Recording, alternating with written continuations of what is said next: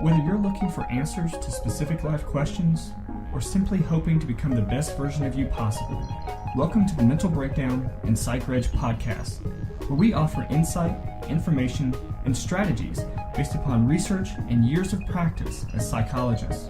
So sit back, have a listen, and get connected with our hosts, Dr. Berney Wilkinson and Dr. Richard Marshall. So a lot of people complain that there are many today who don't have a lot of core values, that we are living in an age where people are valueless, where people don't live by necessarily any particular morals or values. And so today we're going to talk about how to have your core values, how to identify your core values, and then how to live by them. That's right, because many people, and we see this all the time, people come in, and one of the things, though there may be many problems, one of the things they're dealing with is the life they have constructed for themselves is not consistent with their core values. Right. Some people don't know what their core values are. They've never investigated, done enough self-study to know what their real values are. Others know what their values are, but they've constructed a life that's inconsistent with those values. So this little activity here, and I have to say I'm enthused about this. I know. I'm excited about it. I know. Because what we're going to do something a little bit different this morning. We're going to do like a therapy session. It'll be a little bit like therapy. It's like a homework assignment. It is. Right? Yeah, it's really like a homework assignment, right? And so what she does here, she being the author, what she does here is she walks you through an exercise that helps you to, A, clarify your values, and then take some steps toward living a life that is more consistent with your values. So if you have a paper and pencil, that would even be helpful, okay? Then you could sort of take some notes because we're going to be asking you to do a few things during this, not just listen, but to do a few things as we go along. Absolutely. Okay? So in this article from Psychology Today, she's writing about values, and so the first thing that she encourages us to do, it's a stepwise process. Right. The first thing she asks us to do is to look at this list of 39 core values, and to sort of evaluate our life and to see which ones we would consider to be most important for ourselves. And it's things like, if you're just listening to this and you're not viewing it yet, things like compassion, openness, loyalty, wealth, wisdom, freedom, curiosity. Those are examples of the 39 values, okay? Yeah. And what she asked, so the first thing is to look at these 39 and to think about which ones are important to you. Which ones do you value? Right. So she wants you to take the 39 and circle 3 to 5. I like the idea of 5. Right. I like 5 better than. It's a little bit easier because it's hard to narrow. For me, it was hard to narrow down to 3. Right. I always wanted to add a couple, so I did 5 when I did this exercise. Right. So identify 5 of these 39 that seem most important to you. Right. All right. And for each one, write down something that you do that suggests that you live by them. Right. So, for example, if you choose honesty, if that's one of your 5, then beside honesty, write down something that you have done recently that reflects that value. Right. Okay. That's the first step. So, the first step is to identify the 5. The second step is to write down something that reflects reflects that you're using that core value, or that you are living a life consistent with that core value. Right. Now, some of you may have a difficult time with this because you are going to identify a core value, and then you may have difficult time figuring out or thinking about something that you've done to live by that. And then that's part of this process. That's right. If you circle honesty but you can't come up with any examples, maybe either you're not living a life consistent with your core values, or that's really not a value to you. Right. So thinking of one of the core values is openness. If you say that you value openness, or if you believe that you value openness, but as you reflect back over the last week or 2 of your life, and you can't think of any time when you were really open, and that maybe in fact you were pretty closed off and you were pretty guarded with other people in your life, again, it's a value that you may feel as though you should have, but it's not consistent with the way you're living. It's not how you're living your life. Right. You think you are open, but perhaps you're not. Right. And so that's useful in itself. Right. Even before we get to the end of this, it's useful to clarify your values. Mm-hmm. And this little exercise, the first part of this exercise, gives you an opportunity to clarify your values. Absolutely. Mm-hmm. And it's okay to change. I mean, if you say, gee, I guess I'm not, I better go back and get another one, mm-hmm. that's perfectly okay. Right. Mm-hmm. Yeah, but it does lead us to step 3. Right. So step 1 is to identify the 3 to 5 values. Step 2 is to identify something you've done relatively recently that mm-hmm. suggests that you live by that value. Right. But step 3 is to write down some examples of where you're not Right. living by that. Where you're values. falling short Where you're falling of that short, value. Right. Mm-hmm. Right. So now we have the core values that you feel as though you mm-hmm. value, and examples and non-examples of how you are living mm-hmm. by that value. Mm-hmm. Right. Okay.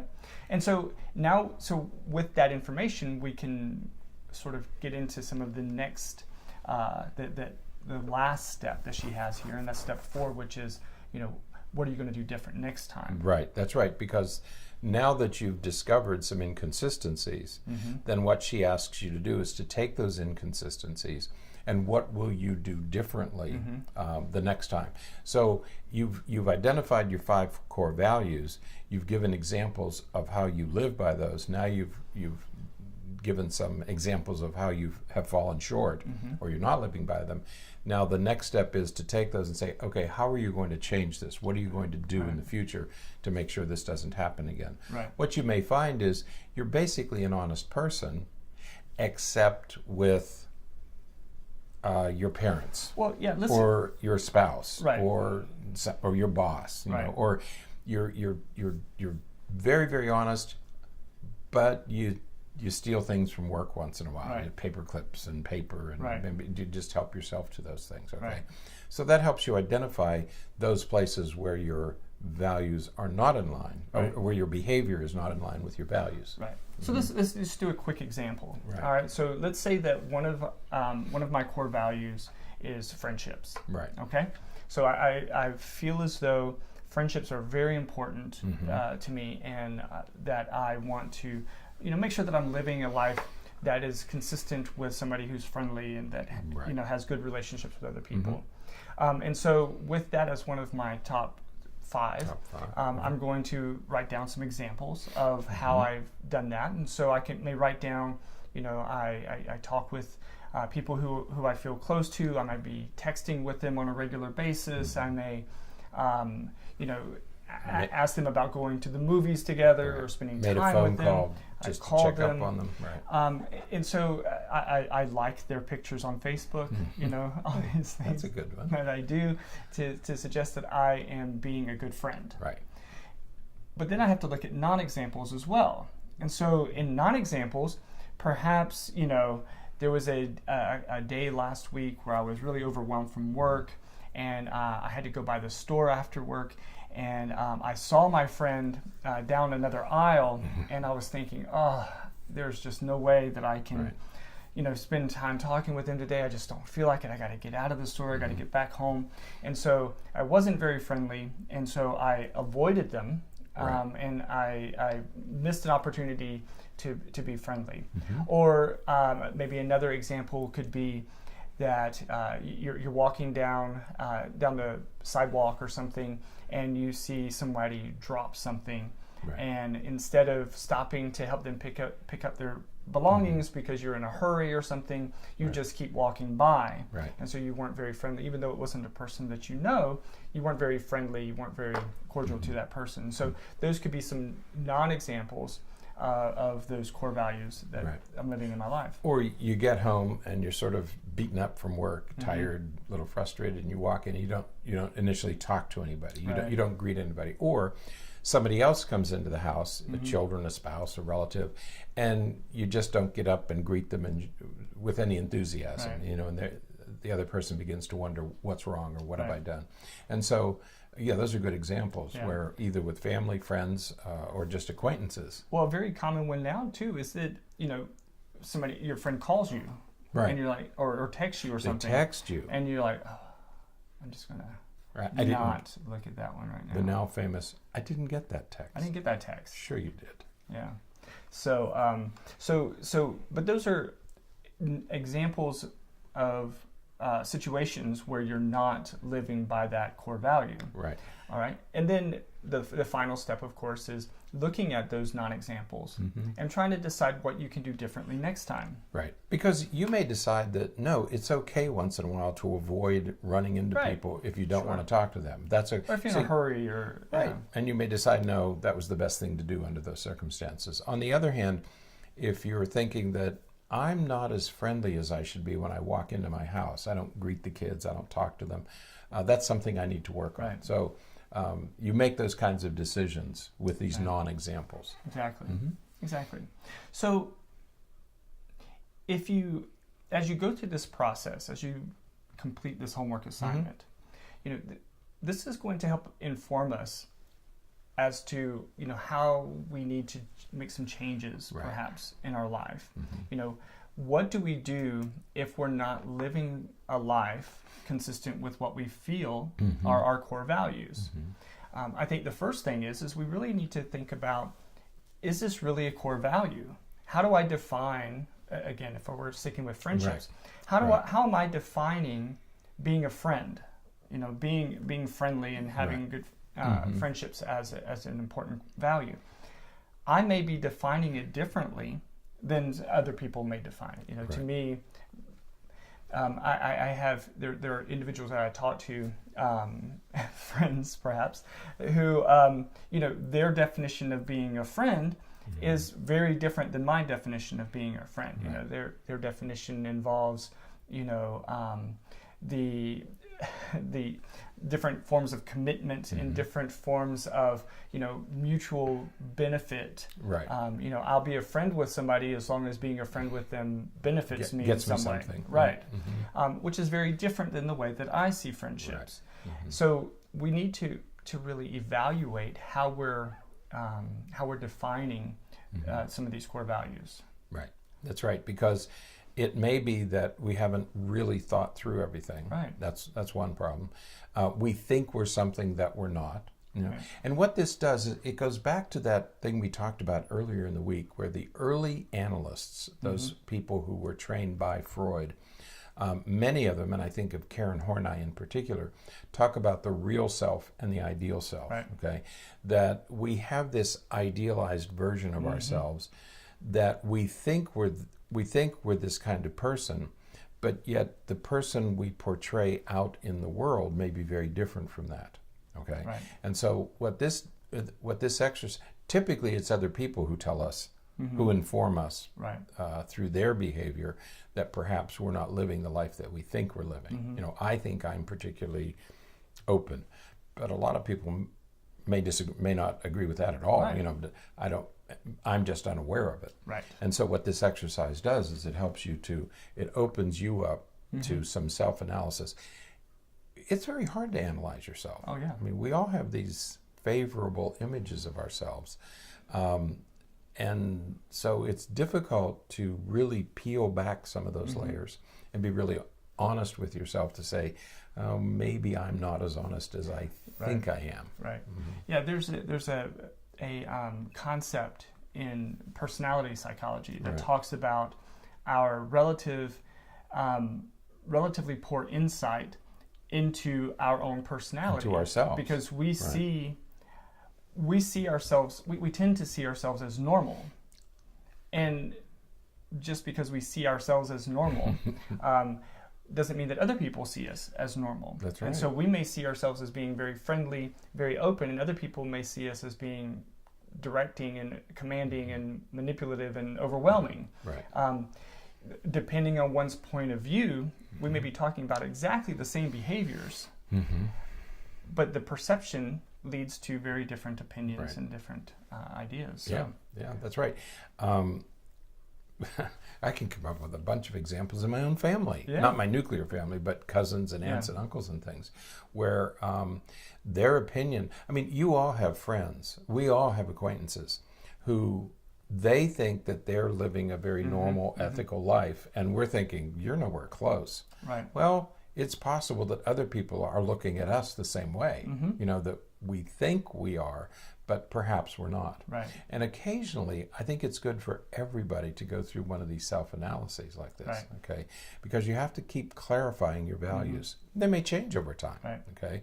But you need to keep clarifying your values and to think and to be very honest about yourself, this gives you a nice way to do that. Yeah. But so now you've clarified the 5, Yeah. right? And you say, these really are my 5. Right. So, and you might have to go up and pick a couple of others. Right. You started with 5, but maybe you change a few. So now it's a little bit like cards. I'm going to discard these 2. That's right. Playing Texas Hold'em. That's right. I'll take 2. And so now you've defined your 5. Okay. Next step. So now we need to figure out, once we've done this analysis, we need to figure out how to start living by our values. Right. All right. So even if you identify a particular value as a value that you hold dear, but you can't think of any examples. Right. And in fact, you maybe think of multiple non-examples. But yet, even after that analysis, you think, man, no, this is really important to me. This is something that I really want to do. It's something that I really want. It's an aspirational value, which is perfectly okay. Perfectly fine. Right. So now what do we do to start living by those values? And that's what we got to talk about next. That's right. So this is step 6. Okay. Right. Right? Okay. So one of the first steps is you have to figure out what that value means to you. Right. What does it mean to be friendly? What does it mean to be honest? What does it mean to be open? And you have to understand what that value means to you. And maybe come up with some examples of things that you can do in your life that is consistent with that. Right. This makes me think of the 10 Commandments. Right? Yeah. I remember when we were studying the 10 Commandments, one of them is, thou shalt not kill. And you think, okay, I'm clear. I'm in the clear on that one because I'm not going to kill anybody, right? But there are subsections of that commandment. It also means that you won't hit anybody. You won't be physically aggressive. It means a lot of other things than just killing people. Right. And so same with your values.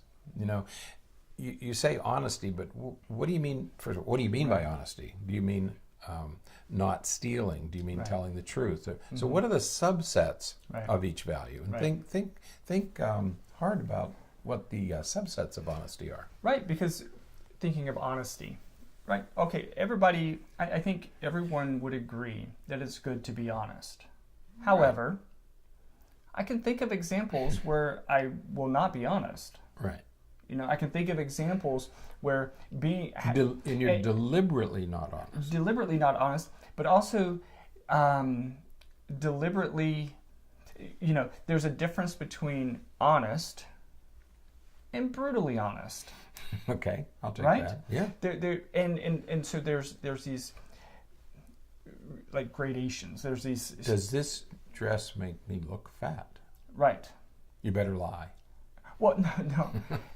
Not lie, but be gentle. Be gentle in telling the truth. Right. That's right.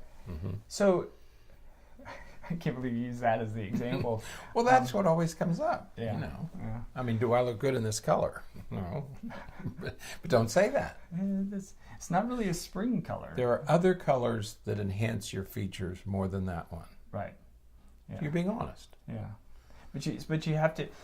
But again, the point is that you have to figure out. You have to look at these different subsections, as you said, sub values, subcomponents of it. Right. But what our author here talks about is, once you have your core values and once you are trying to now figure out how you're going to live by them, there's 3 sets of questions that you need to ask yourself. That's right. And these are useful. I mean, don't skip these 3 questions. Sometimes you say, okay, I got this figured out. No, go ahead down to the end where you will find these 3 questions. Right. And so the first question is, are there any people with whom you have a difficult time living this value? And it's exactly what we were just talking about. That's right. That there may be situations where living by that particular value is not going to be very very good for you, very consistent for you. And it's important to identify that right away, because, and you have to figure out if you're okay with that or not. Right. I'm smiling because I just thought of, I have a relative who considers himself very ethical. And I'm sure he would say honesty is one of his things. He's a liar. He lies all the time. Now, I don't know whether he knows he lies, whether he's doing it on purpose, or it's benevolent lies, like he wants to spare people's feelings, or he doesn't want you to worry about things. It's like, he lies all the time. But I'll bet he would say honesty. Yeah. I'd love to do this with him. Yeah, that'd be good. I'd like to take him through it myself, but he's not here, so. Yeah.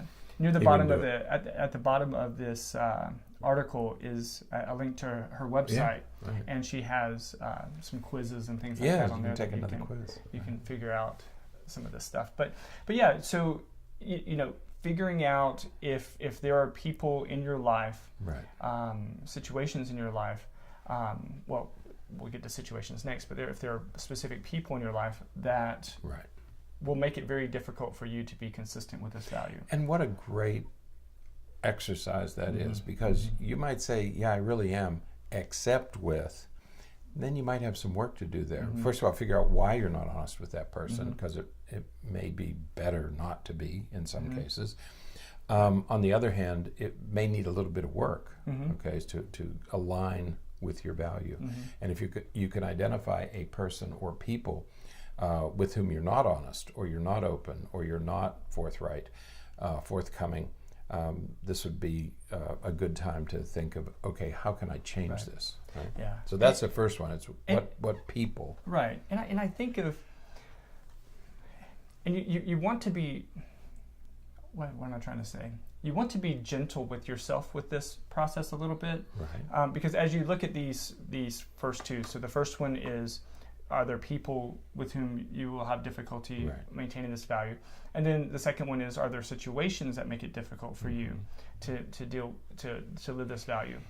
You know, I get stuck on honesty sometimes, because there are situations, there are times of the year where parents are somewhat intentionally dishonest with their kids. Times of the year. Like December, for example, where we're intentionally dishonest with our kids, but it's not being mean, it's not being, it is being deceitful, but it's not... But not malevolent. Not malevolent, right. It's a benevolent dishonesty. Right, so you want to be gentle with yourself, because that's, you know, that time of year is, it's not uncommon for that to happen. And to remember that life occurs in shades of gray. Right. You know, so we're not saying do this exercise and something is going to become absolute. You know, that you always have to be honest 100% of the time. Right. Okay. There are shades of gray here. Yeah. So. And that's why I get stuck with there's nothing that's absolute. And so as you're working through these questions that you have to, these sets of questions that you have to ask yourself, there's going to be times there will most certainly be times where you're going to say, I can't maintain this value, or it's going to be really difficult for me to maintain this value in this situation or with this person. And that's okay, especially if we're thinking about it in a black and white way.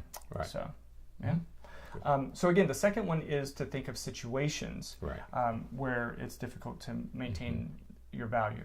And again, these situations can happen at work.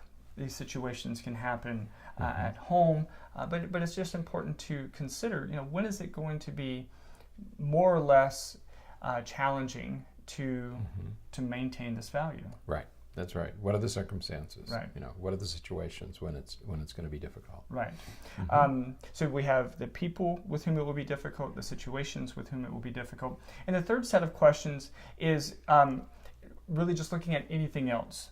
Are there any other times, scenarios, opportunities where it's going to be difficult to maintain this value? So people, situations, and then any other circumstance that will make it difficult to live up to this value. It may be, for example, if one of your key values is kindness. Right. let's be honest, when we're really hungry and tired, it's really difficult to be kind. Mm-hmm. Yep. Right? We get hangry. Hangry, you get... Right? And so it's important to recognize that those are situations, those are a set of circumstances that will make it difficult to live by that value. Mm-hmm. Mm-hmm. So just have those down as well. Right. So the people, the situations, and the other circumstances where it's going to be difficult. And this helps you refine your thinking and decide what you're going to do about these things. Right. Yep. Because once you've now identified those sort of external conflicts for living your values, now we can work through on how to deal with those. You know, and what I like about this, she titles this section "Identify Your Value Conflicts." Mm-hmm. Okay, because that's sort of what you're doing as you walk through this whole thing.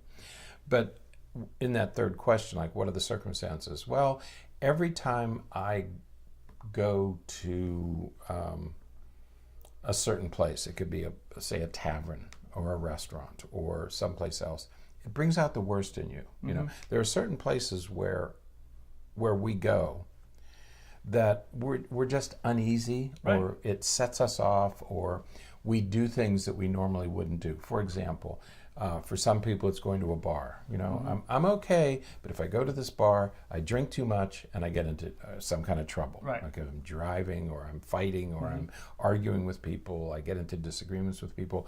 I'm just at my worst when I'm in this place. Right. And this helps you to identify those.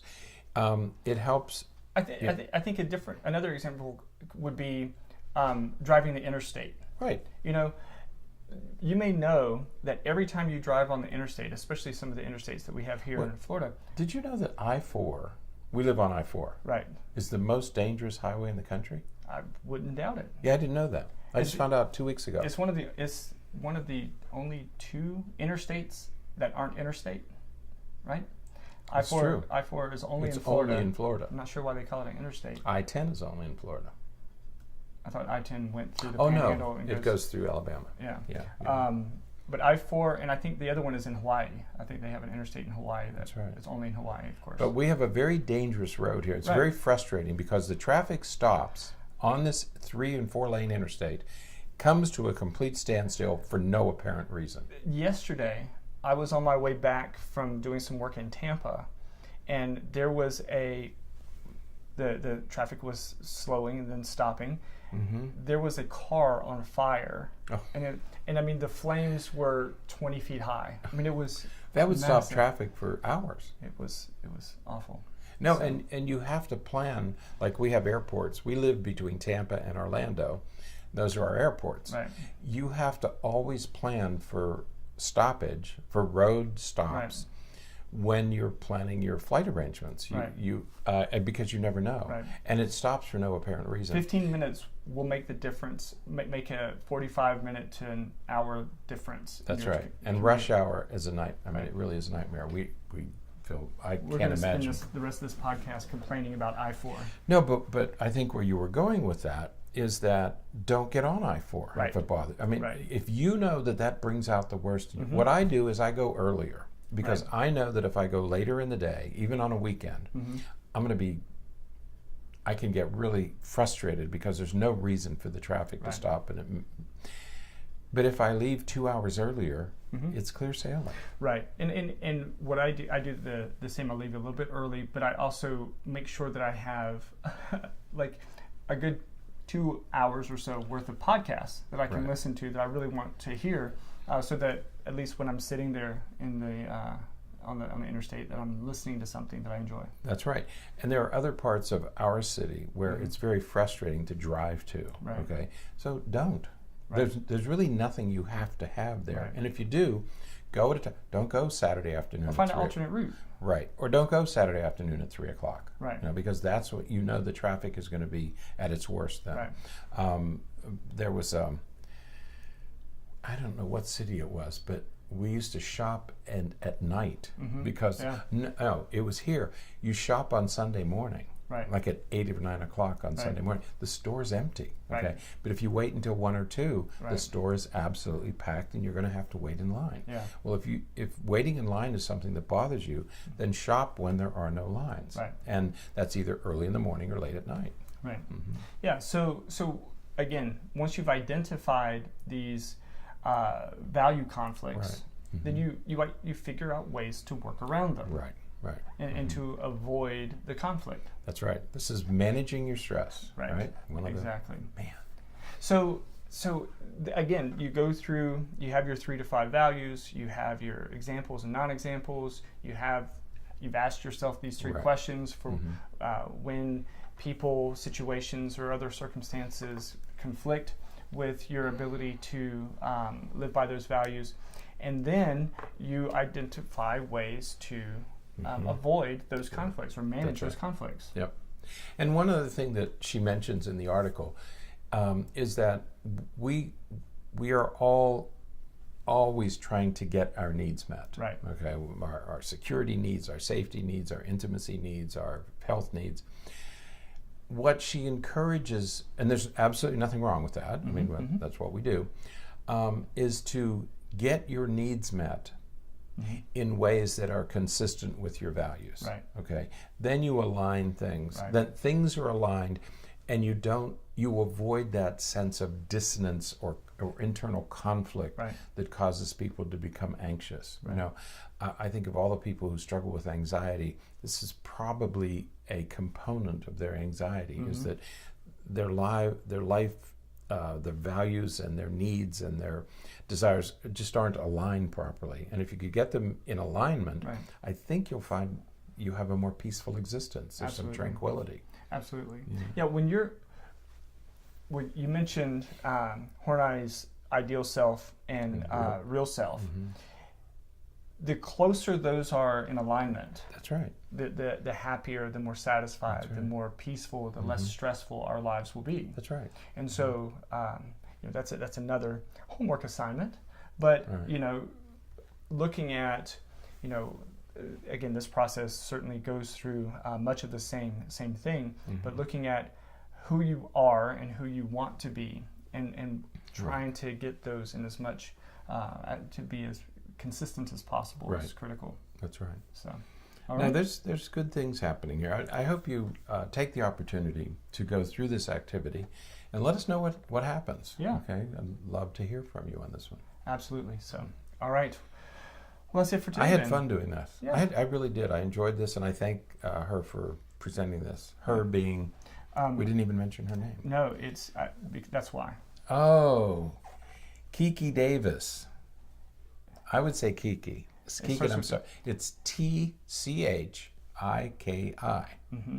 Davis is her last name. Dr. Davis. That's what I would say. Oh, Dr. clever, Davis. clever girl. Yeah. So, all right. But thank you, Dr. Davis. That was really good.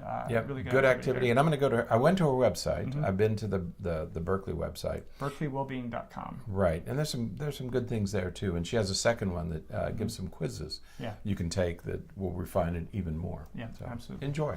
So, all right. That is it then for today. Until next time, stay happy, stay healthy, and forget to be afraid. Thanks for sharing this episode of the Mental Breakdown and Psychreg podcast. Be sure to check out the show notes for links to follow us on Twitter and subscribe to our YouTube channel, where you will find all of our previous podcasts and much more. We would be honored if you would become a patron through patreon.com, where any donation you can manage will go to the development and creation of more content. Just visit patreon.com/thementalbreakdown for more information.